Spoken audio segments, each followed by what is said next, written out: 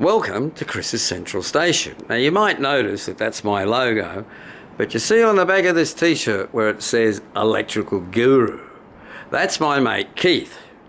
Putting these around the track when you are testing the circuit with the orange box, you can see that each piece of the track, because remember they're all separate blocks and sometimes we don't wire them up, well sometimes I don't wire them up correctly. There's no power to that block. We've only just invented these and already this has saved me an awful lot of time, and troubleshooting makes it much easier. Remember, if we're at an exhibition and our trains don't work, it's not very good, so you've got to have ways to work out what's going wrong and to fix it. Now I want to just go back to the blue box. Power transformers will blow up, as we know, at irregular intervals, so if we lose one or two, we can still keep going. The show must go on. Okay, carry on, Keith. Okay, now we move to slightly towards the future via a little bit of intermediate technology. This is just a simple device that's one of probably a few simple devices we built over the time to try and control individual things. This is a reversing track system. Basically, you have a section of track, you put track wiring in there, power wiring in there. It also has two sensors. Now these are basically just connections for switches. You can put mechanical switches, you can use micro switches if you know what a micro switch is. You could use magnetically controlled switches like reed switches and so on. And all it does is powers the track so that the train runs to one end. It will see a switch. When it sees the switch and operates it, this will then reverse the power. The train will come back to this end and it will go back again. And it'll continue doing that all day, which is probably why train drivers go mad eventually. The advantage of that, of course, in the old days I made small layouts or small tracks, or I had small spaces, and to make some action for the children and the adults, you want trains going. So I could have a straight piece of track, or if I've got a tram or something like that, I can just have that going backwards and forwards. Okay. Right, now we start moving a little bit more to the future. I still haven't convinced Chris about using computers, but we are starting to use electronics. So this is a little board I've designed, and it's a sort of universal board in a sense, in that we can do lots of things with it. It has a relay that allows us to control track power. It has connections here that can drive signals or indeed street lights, and Chris has been very diligent in going around and wiring every single one of his thousands of street lights and traffic lights with plugs that will fit in here. It has two inputs for sensors, and these are electronic sensors, not just simply mechanical things. And this is a very simple little device. It can be configured in two ways. In one way, when something passes one sensor, it turns the relay on. When something passes the other sensor, it turns the relay off. One way we've been using this is having, for instance, the lights on a segment of track turn on as the train approaches it.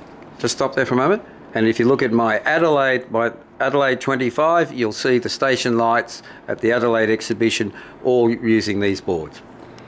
In the other setting, and there's a tiny little switch there, it operates on a delay. It's now triggered by a single sensor, and I'll talk about the sensor in a second, and that will turn the relay on. It will then automatically turn off after a delay, and the delay is adjustable by a little potentiometer there. The sort of things we can do with this is, as you come up to a section of track, you can have the traffic lights change, and then after a time they'll time out and return back to the system. We've been finding all sorts of interesting things to do with these. We've been wiring them in together to get flashing patterns of lights. We've been using them to control points to a point. They're not the ideal point controller. We haven't solved the ideal point controller yet. But it's a little bit more technology. The sort of sensors we're using for this, we're iterating through many different sensors. These just simply plug in. These ones are optical sensors. They work on infrared. They shine a beam of infrared out of one of these things and rely on the reflection. And those will fit quite nicely under a no-gauge track. You can put them under an N-gauge track as long as you have it up on a bridge. But on a no-gauge track, they fit quite nicely. They're not perfect, and we've had problems with sunlight interfering them. So we're now experimenting with magnetically controlled switches, something for the technical amongst you called a Hall effect switch, which is a tiny little dot that sits between the rails, but we do have to put a magnet on the bottom of the train. The last carriage of the train. The last carriage of the train to operate it. We're still playing with that. Now, from that we move on to the future. There's been a couple of things that we've realised is we want quite complicated decision making. We want to say a train's here, we want a point over there to operate, we want this light to come on, and so on. And this is where we come to this box of electronics. Again, no computers, but these boards, and there's quite a lot of them in here of different sorts. 13 different types. Okay, can be plugged together to make all sorts of control systems. So we have boards simply with relays that turn on and off. We have boards that control points, so provide the necessary sequences. We have boards that just connect multiple sensors in. We have boards that provide, I guess we call them clock pulses, but on-off. So for instance, you can set up a flashing light. We have some quite interesting logic systems, so you can make decisions. If there's a train here and there's a train there, then we want this point to switch. And you computer people should recognise these from setting the old PCs, the dip switches. And so on, and there's quite a lot of those. Something of a nuisance there is building a system out of those involves a lot of plugs and a lot of thinking, and thinking's a bit short supply these days as we get older. But we have successfully done things with this, and we've had some quite interesting systems built. The next stage is to move towards what I call a bus system, which basically means having something that is distributed around the system where you can put the control in one place, but it's really easy to connect with the rest. The problems with things like this is you need a sensor on one side of the track, you need a switch on the other side of the track, and basically you have a mine supply of copper in the middle holding it all together. I'll just go down for a moment, just Keith, and you can see some of the wiring under there. It's not very good, but you can see this is what all this wiring and cabling and connection that you can see under there is what we're hoping to minimise to a large extent. As they say, carry on, Keith. Right, the next phase is to simplify all the wiring, and by doing that we make it much more complicated to start with, but then it gets simpler.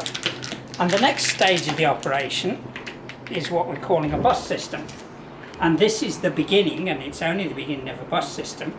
And these cables are designed to run around the outside of the track, and they'll be attached by magnets to these tables, which conveniently are metal at the end.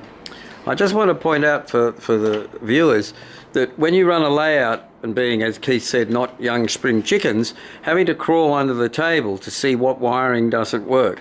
By using magnets, we can just pull the circuitry out. There'll be enough slack on it, we can pull it outside the table, fix up or work out what's going wrong, and very quickly put it up. So in an exhibition, that's going to save us an awful lot of time, and when we have to debug it, even more. Carry on. Okay, so this works in a series of segments. We have these segments which are 2 meters, which is roughly what we need to get around the table. We are going to build another 5 of these, if I don't commit suicide before then. They plug together end to end. You'll notice they've got a 12-pin plug, and obviously they don't plug in a little loop like this, they plug end to end all the way around the train. And they provide us with 6 outlets, each of which is color-coded, and these can be connected to track segments wherever you want it to. So in the end, we'll end up with 12 little groups of cables all the way around the train set, and each of those can then be connected up to a track segment, or maybe even some point controller. Or powerful lights and things like that. Or powerful lights, well, I was going to come to that. Oh, sorry. And this gets us part of our problem of wiring everything up solved. This gets us our power wiring for the tracks. The next phase after that is to put some kind of control system wiring. I won't go too deeply into this because it gets a bit technical, but there'll be another cable running through here, and there will be some little printed circuit boards all the way along with lots and lots of plugs and sockets. And the idea when it's all working is you'll be able to go over to one side of the board and plug a little sensor into one socket and put it on the track, and then you'll be able to come over the other side of the board and plug a little connection to, say, one of these sort of boards in another socket, and then plug another thing to another socket, and it will control something entirely separately on the board. The point being, all the wiring around the track is a single loop, all within this bundle of cables, and then you can distribute sensors, actuators of various sorts around the system. That still is a work in progress, but we will get there, and I don't think we'll be too far off, at least before the retirement home looms, but we'll see how we go. I think that's all I can usefully contribute at the moment. Okay, well, I'd just like to say thank you very much, Keith, but I am really indebted to Keith because, as you can imagine, as I get this and get it to work and don't burn it out, I get really efficient at putting out exhibitions. As most of you know, you take 6 hours, you've got to get it all set up and working, and I get very upset if it doesn't work, and problems can take hours to fix if you haven't got the system like this. I think I've done 15 exhibitions using most of this, or a lot of this stuff, so each one getting a bit more complex as I get more ambitious. Keith pulls his hair out. You can see he hasn't got a lot now because of that case. But I am absolutely indebted to Keith for this because it enables my imagination to run wild, and then at somewhat later stage I can actually get it all to work, and I can say, Keith, I really need a box that does this. So again, Keith, thank you very, very much for all your work, and Chris's Central Station would really not be very good without Keith. Thanks very much. I hope you enjoyed it. This one's a bit long, a bit technical, but I thought you might just like to know how I do what I do, how we get it all done. And as Keith said, he is not a trained man. He has never helped me set him up, and I don't expect him to, but that shows you how good this gear is. I can use it, I can run it, set it up, I can get other people to help me do it. And that makes many hands make light work, and often with the cable, we'll get the lights to work as well. Thanks very much, Chris's Central Station. See you on the next video.